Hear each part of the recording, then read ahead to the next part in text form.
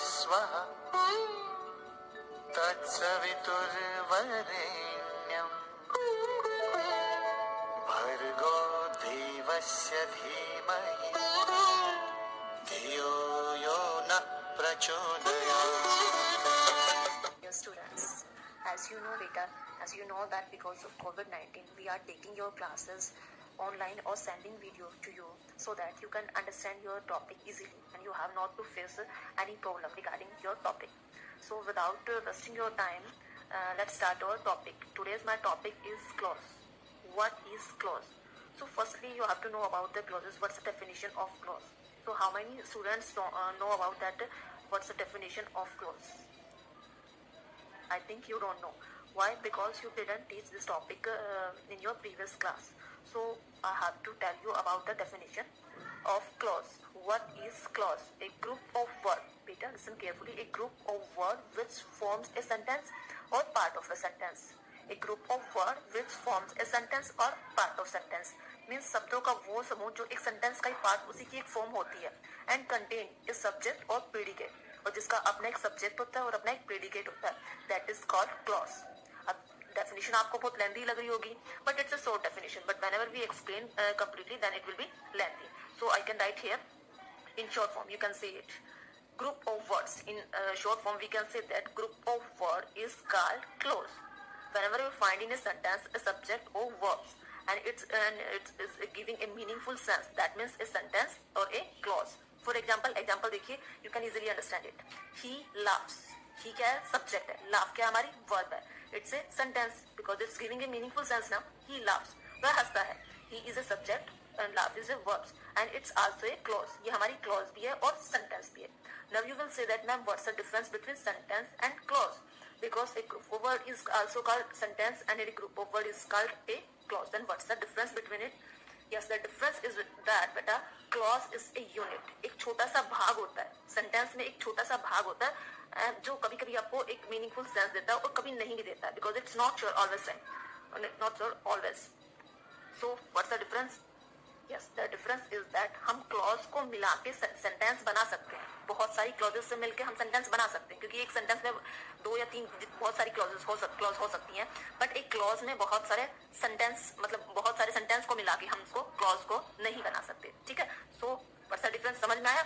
ये एक यूनिट है. sentence की एक छोटा सा भाग है जिससे मिलके हम उसको बनाते हैं. इसको sentence को. clause एक यूनिट है, एक छोटा सा भाग है जिससे मिलके हम उसको किसको sentence को बनाते हैं. So I hope you understand what's the difference between sentence and clause.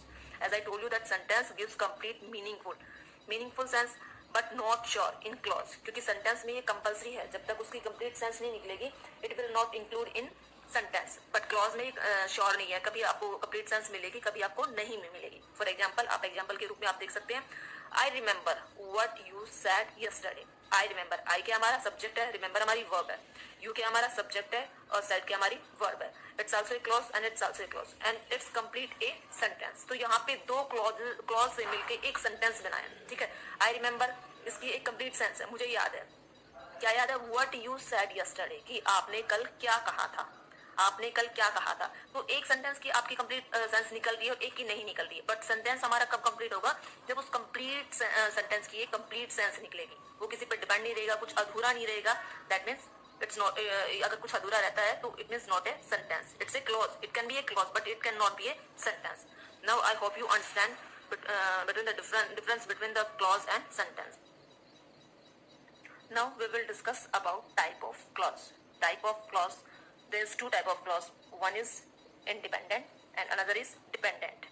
In your junior level, we can write here main clause and subordinate clause. But whenever you go to in your 9th class, 10th class, then we will use here independent clause or dependent clause.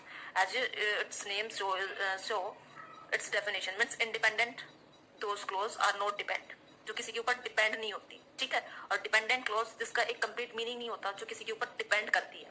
And independent clause in other words we can say that main clause and dependent clause in other words we can say that subordinate clause. Okay, clear? For example देखिए, you can easily understand it. This is the watch I like. यह है वह watch. यह वह घड़ी है जिसको वह पसंद करता है. तो this is the watch. ये क्या आपकी main clause है. ये क्या आपकी main clause है क्योंकि इसका एक अपना मीनिंग निकल रहा है. ठीक है. Next, Ram is a thief but his brother is very honest. Ram is a thief यह क्या है, अब इसका एक कंप्लीट मीनिंग निकल रहा है, तो यह क्या आपकी मेन क्लॉज है, ठीक है। Now I can give you definition of subordinate clause. Subordinate clause, a clause has a subject and a predicate. एक ऐसी क्लोज जिसका अपना सब्जेक्ट होता है, प्रीडिकेट भी होता है, but does not make complete sense, परंतु उसकी एक कंप्लीट सेंस नहीं निकलती, उसका एक मीनिंग नहीं निकलता, जो किसी के ऊपर डिपेंड करती है by itself, is called as subordinate और डिपेंडेंट क्लॉज। उसको क्या बोलते हैं, डिपेंडेंट क्लॉज और सबऑर्डिनेट क्लॉज बोलते हैं। और मेन क्लॉज क्या होती है, एक clause which has a subject और प्रेडिकेट। एक क्लॉज ऐसी क्लॉज जिसमें अपना उसका खुद का एक सब्जेक्ट होता है और एक प्रेडिकेट होता है, and makes complete sense by itself, और जिसका एक अपना पूर्ण अर्थ निकलता हो, उसको क्या कहते हैं, मेन क्लॉज कहते हैं। जो किसी के ऊपर डिपेंड नहीं करती हो, उसका एक कंप्लीट मीनिंग निकलता हो, ठीक है, that means it's a main clause and it's also called a principal clause. उसको प्रिंसिपल क्लॉज भी कहते हैं, मेन क्लॉज भी कहते हैं, और इंडिपेंडेंट क्लॉज भी कहते हैं। क्लियर? एग्जाम्पल देखिए, you can easily understand it. I will inform you if they come today. देखिए, आई विल इन्फॉर्म यू, ये आपकी मेन क्लॉज है। क्यों? आई विल इन्फॉर्म यू, मैं आपको इन्फॉर्म करूंगा, मैं आपको सूचित करूंगा। पूरी बात उसने बता रखी है, जो भी मैसेंजर है आपको मैसेज देना चाहता है, उसने आपकी बात क्लियर कर रखी है। आई विल इन्फॉर्म यू, मैं आपको सूचित करूंगा। इफ दे कम टुडे, अगर वो आते हैं, इसकी एक क्लियर सेंस नहीं है। अगर वो आते हैं, क्या कहा है क्या नहीं, कुछ मतलब कुछ अधूरा सा लग रहा है, तो that means it's A subordinate clause. And I will inform you, it's a complete meaningful sense, it is giving a complete sense, then it means it's a main clause. In this example, subordinate clause provides additional information. जो subordinate clause हमारी एक additional information देती है, किसके लिए, about the idea expressed by the main clause। जो main clause ने आपको idea दिया है ना, उसकी एक additional information देती है कि मैं अगर वो आते हैं तो उसने कंप्लीट इन्फॉर्मेशन नहीं दी, एक एडिशनल इन्फॉर्मेशन दिया, that means it's a subordinate clause and it's a main clause, क्योंकि इसका एक पूर्ण अर्थ निकलता है, वो अपना पूरा एक मैसेज देता है, वो आपको क्लियर बताता है, ठीक है। जैसे I will inform you, it means आपको एक क्लियर इन्फॉर्मेशन दे रहा है, ठीक है, कि मैं आपको सूचित करूंगा। I hope you will understand difference between subordinate clause and main clause. Now I'm giving you another example. I know who is at fault. I know, मैं जानता हूँ, मीन्स एक पूर्ण अर्थ निकल रहा है ना।